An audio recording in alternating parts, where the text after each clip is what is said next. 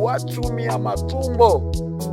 Wanasema pigana vita rohoni, pigana vita kwa ulimwengu wa roho.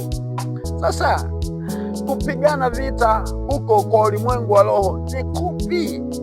Ni kupi kusikoonekana, ili hali unapiga hewa, wewe unapigwa panauma.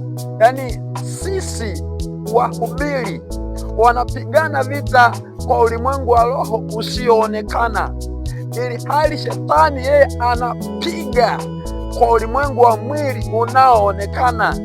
Je, nani atashinda kati ya shetani anayepiga waziwazi? Watu walichinjwa, watu walitekwa nyara, watu walipelekwa magerezani. Kwa nini walipelekwa magerezani? Walipelekwa magerezani baba zetu wa imani kwa sababu ya kupinga ubaya, lakini hawakupinga ubaya wakati wa uchaguzi. Walipinga ubaya tangu siku walipojua kwamba yeye ni nani ama wao ni akina nani na Mungu. Kiujumla, nianze kwa kusema kwamba waliotakiwa kutekwa ama kuuawa ni wachungaji, mitume na wacha Mungu, ndio waliokuwa wanatakiwa kutekwa kwa mujibu wa Biblia. Sasa utanielewa walitakiwaje kutekwa, kutangulia kutekwa kabla ya utekaji na vilio, kulia, maumivu haya yanayoendelea. Kiujumla uovu unaoendelea Tanzania na duniani kote, ubaya umekuwa una nguvu kiwango hichi, hususani Tanzania sasa hivi. Huu unaweza ukawa ni ubatizo wa moto. Mungu anatubatiza kwa moto, na ndio maana sasa hivi wananyanyuka wahubiri, wananyanyuka mitume na kuanza kuongea kwamba sio sawa. Mungu, tuvushe hapa, tuvushe eneo hili, tuvushe kwenye vilio hivi, tuvushe kwenye maumivu haya.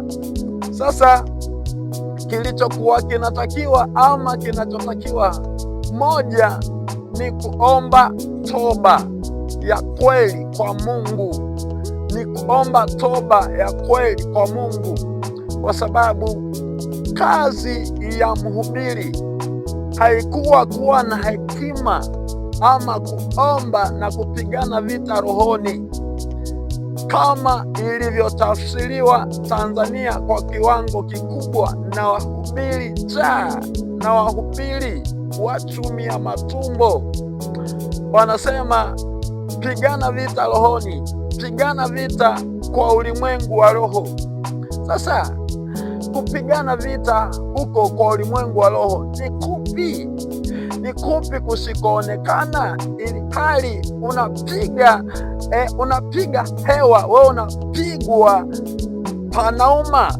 Yani sisi wahubiri wanapigana vita kwa ulimwengu wa roho usioonekana, ili hali shetani yeye anapiga kwa ulimwengu wa mwili unaoonekana. Je, nani atashinda kati ya shetani anayepiga waziwazi na wahubiri wanaopiga na kufukia?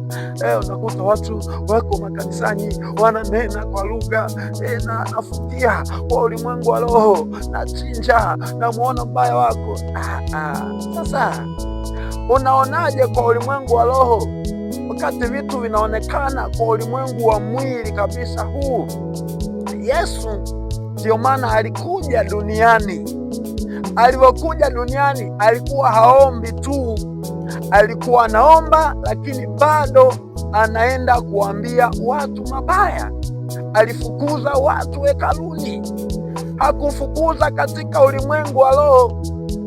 Alivyomjibu kwamba kamwambieni yule Herode, walivyosema Herode anataka kukuua, aliwajibu akisema kwamba kamwambieni yule mbweha, tazama leo natoa pepo, kamwambieni yule mbweha. Alijibu,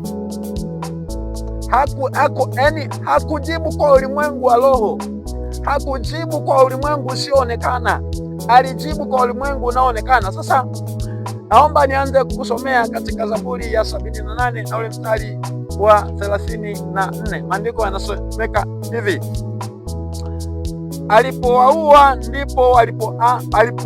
ndipo walipokuwa wakimtafuta, wakarudi wakamtaka Mungu kwa bidii. Tanzania tunavyolia, tunatekwa, tunaumia maumivu, ndipo juhudi za kumtafuta Mungu zinakuja, zinakaribia, ama juhudi za Mungu ndiko tunatingwa sasa. Hamna, kwa sababu kazi ya mcha Mungu haikuwa kupinga uchaguzi. Wachungaji hawakutakiwa kupinga uchaguzi.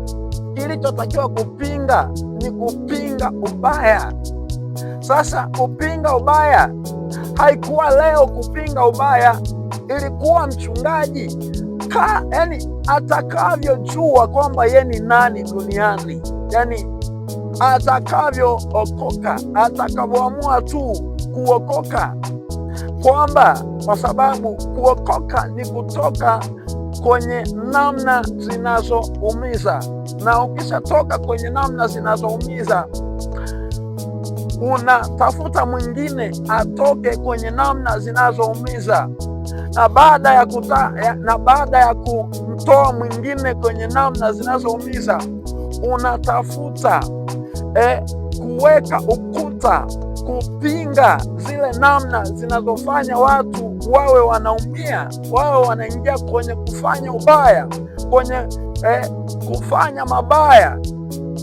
Sasa katika Zaburi, katika Isaya 50 na Isaya 1 na ile 17, maandiko yanasema hivi: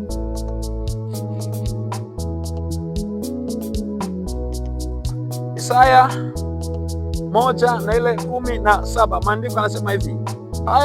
Maandiko yanasema hivi: jifunzeni kutenda mema, takeni hukumu na haki, wasaidieni walioonewa.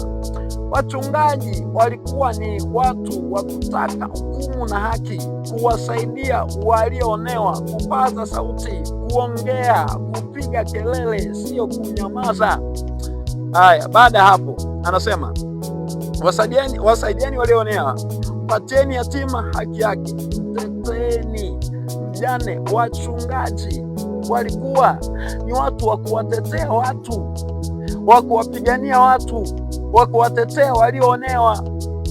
Ubaya umekuwa na nguvu, ubaya umekuwa una nguvu, ama umefika huku ulikofika kwa sababu wahubiri hawakufanya kazi yao tangu walipookoka, tangu walipomjua Mungu.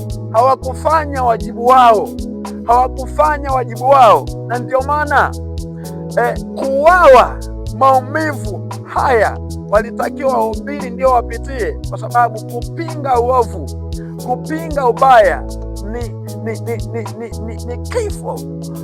Biblia imekuwa nzito kwa sababu kuna watu waliuawa, watu walichinjwa, watu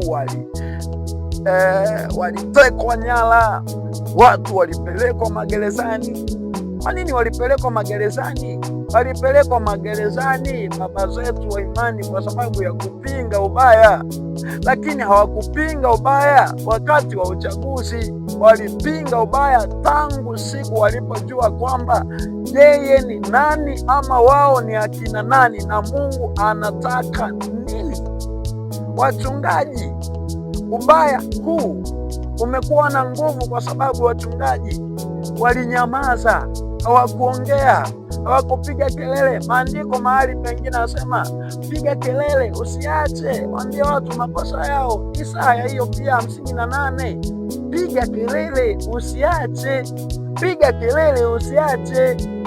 Sasa na maandiko Isaya hiyo yanasema kwamba mchungaji, nimekuweka kuwa mlinzi wa Israeli. Mchungaji, uliwekwa kuwa mlinzi wa Tanzania. Ubaya unakuwa na nguvu kwa sababu wachungaji walinyamaza, na ndipo sasa wanaanza kushughulika. Sasa tuende wapi? Tufanye nini? Na ndio maana jina linalotosha sasa hivi kwamba mnachanganya dini na siasa. Wanaona kama hao watu Biblia imeagiza wapinge ubaya, kwa nini mwanzo walikuwa wapingi ubaya, sasa hivi wanaona ubaya? Ina maana ubaya ni kipindi cha uchaguzi tu. Mabaya ni mwaka huu tu, lakini mabaya yalikuweko tangu